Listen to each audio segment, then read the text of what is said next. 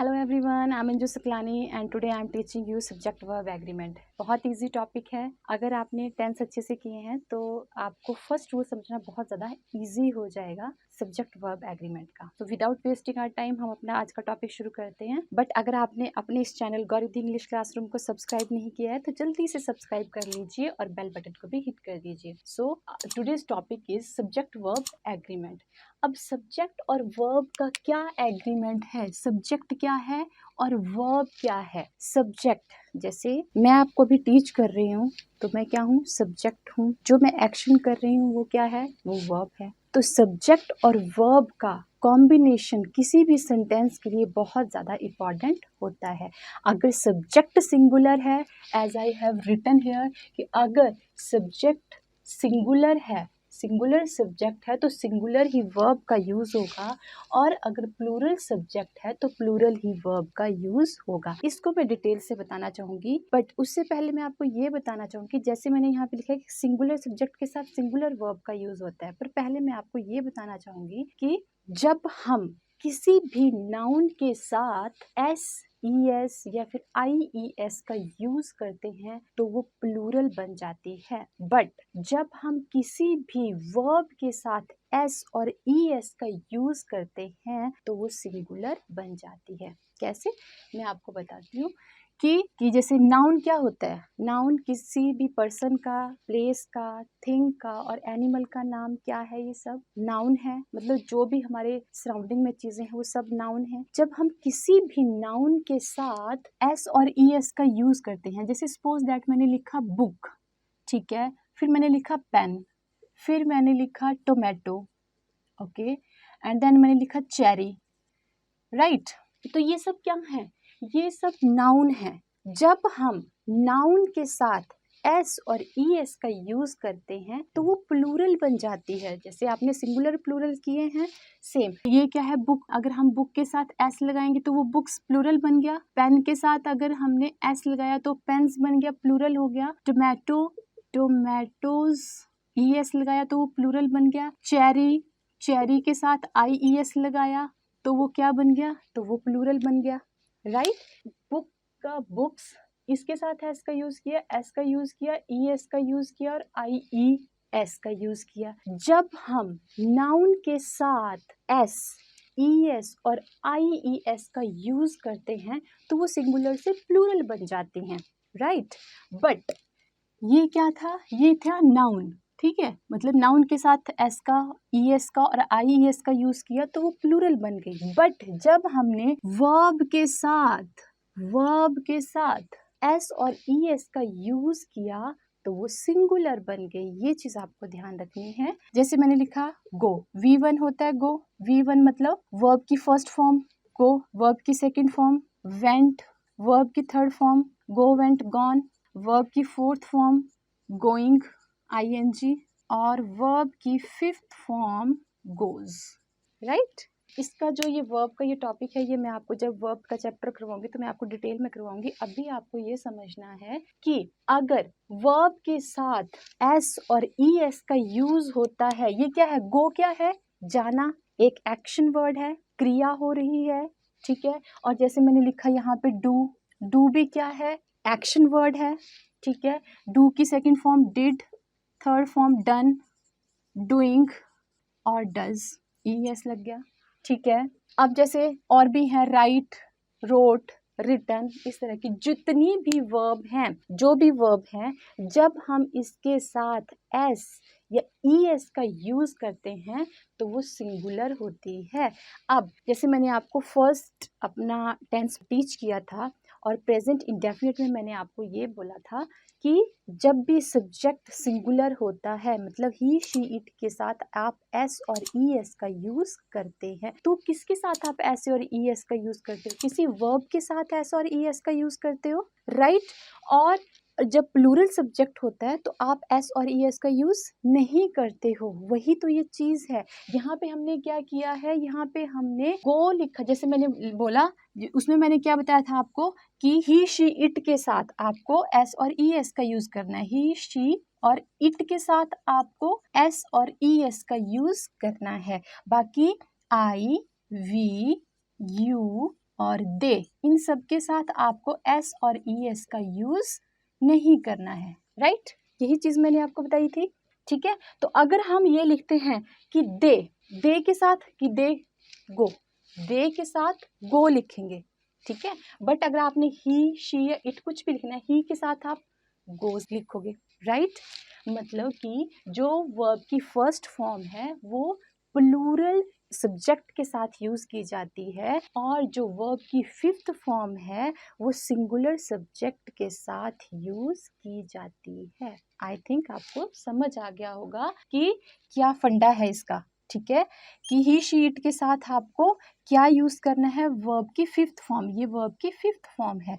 और आई we you they के साथ आपको वर्ब की फर्स्ट फॉर्म का यूज करना होता है। तो मेरा मेन मोटिव क्या था इन सब चीज़ों को बताने का, कि जब हम नाउन के साथ एस और ई एस का यूज़ करते हैं तो वो प्लूरल बन जाती है, बट जब हम एस और ई एस का यूज़ वर्ब के साथ करते हैं तो वो सिंगुलर बन जाती है। मतलब वो सिंगुलर सब्जेक्ट के साथ एस और ई एस का यूज़ किया जाता है। अगर आपने लिखना है शी डज हर होमवर्क, वह अपना काम करती है, और अगर आपने लिखना है कि वे अपना काम करते हैं तो दे डू देयर वर्क।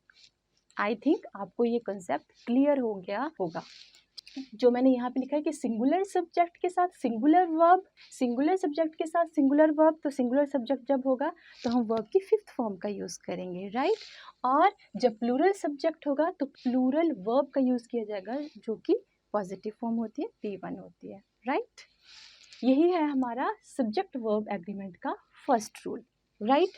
अब जैसे एग्जाम्पल देखिए, फर्स्ट एग्जाम्पल मैंने लिखा यहाँ पे, दे गो और गोज टू मार्केट। अब आपको पता है कि दे के साथ आपको किस चीज़ का यूज़ करना है, एस और ई एस का यूज़ नहीं करना है। तो इन दोनों में से राइट ऑप्शन कौन सा होगा, go, right. Number 2 is she go or goes to market. अब शी के साथ किस चीज़ का यूज़ होता है, शी के साथ एस और ई एस का यूज़ किया जाता है। तो राइट ऑप्शन क्या होगा यहाँ पे, गोज। गो हमारा रॉन्ग है, right. Next, Jay wish or wishes to go to Jaipur.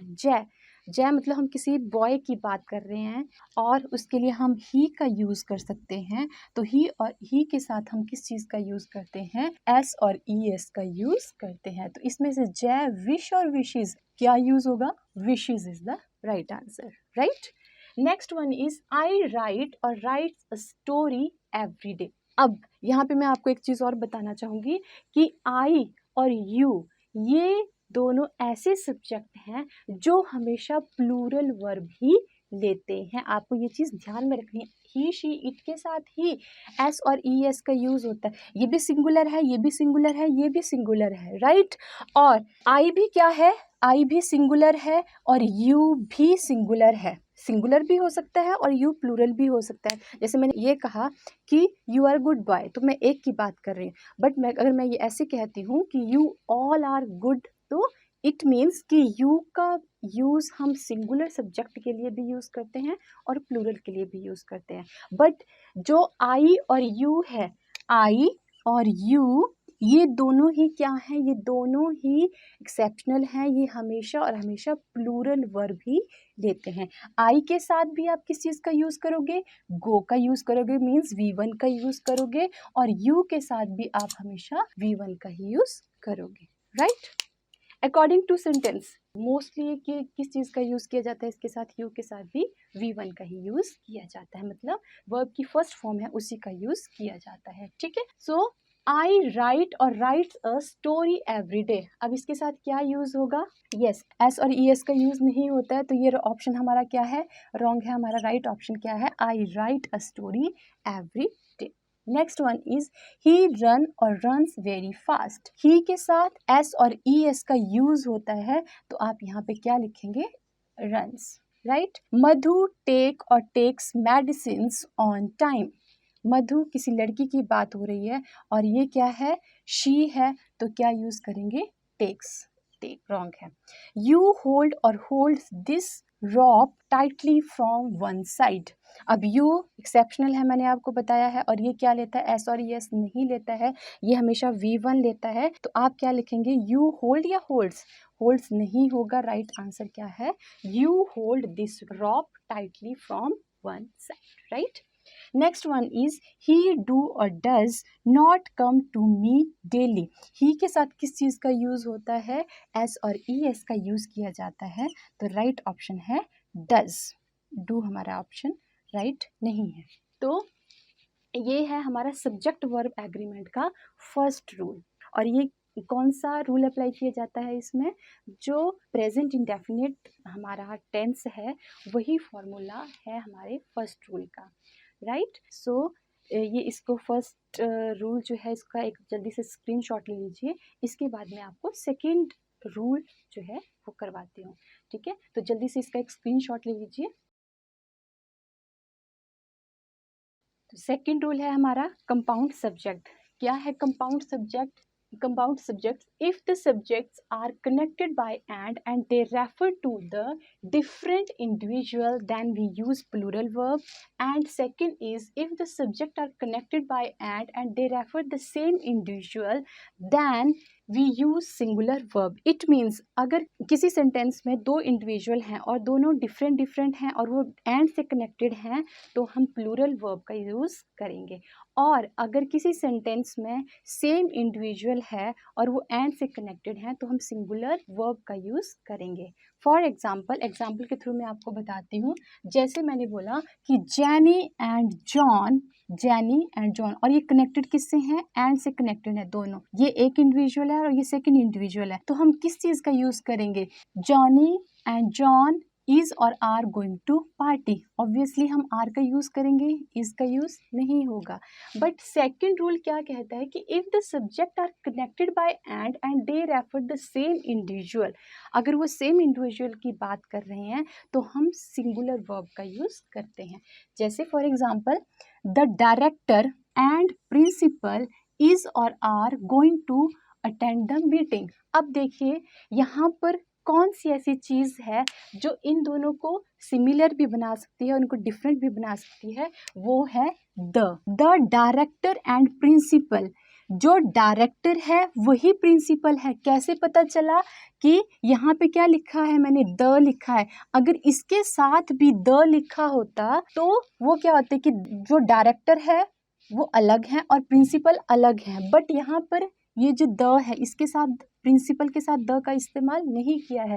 तो इट मीन्स कि जो प्रिंसिपल है वही डायरेक्टर है और जो डायरेक्टर है वही प्रिंसिपल है। तो हम कौन सी वर्ब का यूज़ करेंगे, फिर ये दो पर्सन नहीं है, दो इंडिविजुअल नहीं है, ये सिंगल ही इंडिविजुअल है।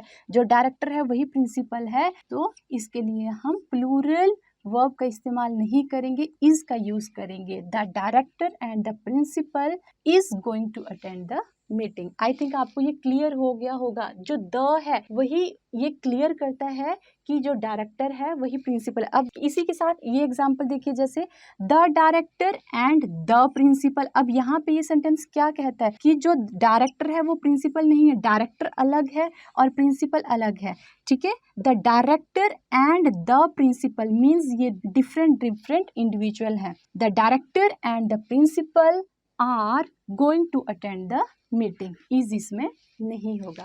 आई होप ये जो कंसेप्ट है ये आपको क्लियर हो गया होगा कि जो डिफरेंट इंडिविजुअल होंगे, जैसे यहाँ पे दिया है ये द है, ये रेफर करता है कि ये दोनों अलग अलग इंडिविजुअल हैं। और यहाँ पे ये द जो डायरेक्टर के साथ यूज़ किया गया है, प्रिंसिपल के साथ यूज़ नहीं हुआ है, तो इट मीन्स ये सेम ही पर्सन है। तो यहाँ पर हम सिंगुलर वर्ब का यूज़ करेंगे।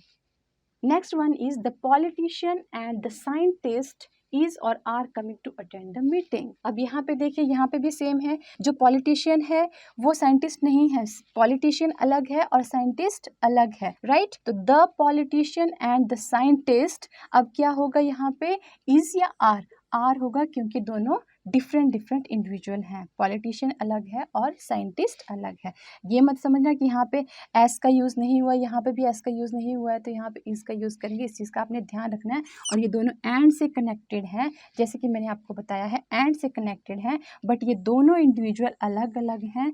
पॉलिटिशियन अलग है और साइंटिस्ट अलग है, तो यहाँ पर आर का यूज़ किया जाएगा। The politician and the scientist are coming to attend the meeting, right. Next one is Jiya, John and Joy. अब देखिए जिया अलग है, जॉन अलग है, जॉय अलग है, 3 हैं, ठीक है। इसको ध्यान से देखिए, जिया, जॉन एंड जॉय वॉक या वॉक्स, 3 इंडिविजुअल हैं ये, ठीक है, टू द टेम्पल। तो इसमें क्या होगा, यूज वॉक, जैसे कि मैंने आपको पहले भी बताया था, right. Tina and her sister, Tina अलग है और उसकी सिस्टर अलग है, एंड से कनेक्टेड हैं। टीना एंड हर सिस्टर अटेंड्स और अटेंड द क्लास डेली। क्या यूज करेंगे यहाँ पर, अटेंड, क्योंकि ये क्या है, प्लूरल है। एंड से कनेक्टेड हैं, ये टीना अलग है, उसकी सिस्टर अलग है, attend the class daily. I think आपको ये कंपाउंड सब्जेक्ट का जो कंसेप्ट है वो क्लियर हो गया होगा। तो अगर आपने इस चैनल को सब्सक्राइब नहीं किया तो जल्दी से सब्सक्राइब कर लीजिए, जिसका नाम है गौरिद्धि इंग्लिश क्लासरूम। अगर ये वीडियोस आपके लिए हेल्पफुल हैं तो अपनी फ्रेंड्स के साथ भी इनको शेयर कीजिए और बेल बटन को भी हिट कर दीजिए। मिलते हैं इस तरह की एक और नेक्स्ट वीडियो में। Till then bye.